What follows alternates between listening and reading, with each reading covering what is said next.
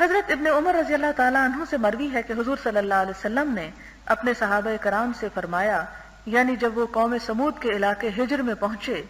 ان عذاب یافتہ لوگوں پر یعنی ان کے علاقے میں داخل نہ ہونا مگر اس حال میں کہ تم رو رہے ہو،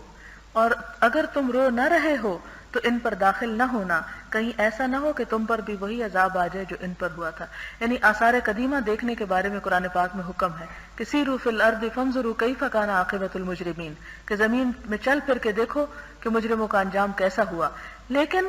وہاں پہنچ کر تفریح نہیں کرنی چاہیے، یعنی ان کھنڈرات اور ان بربادی کے مقامات کو دیکھ کر، بلکہ اس پر عبرت حاصل کرنی چاہیے۔ ایک اور روایت میں ہے حضرت محمد صلی اللہ علیہ وسلم ہجر کے علاقے سے گزرے۔ ہجر قرآن پاک میں اس کا ذکر آیا، ایک سورت کا نام بھی ہے، ایک علاقے کا نام ہے۔ آپ نے فرمایا ان لوگوں کے مساکن میں داخل نہ ہونا،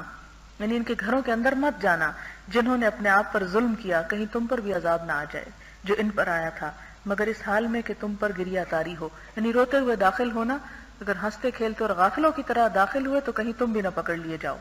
پھر حضور صلی اللہ علیہ وسلم نے اپنے سر کو ڈھانپ لیا، رفتار کو تیز کر دیا، حتیٰ کہ اس وادی سے گزر گئے۔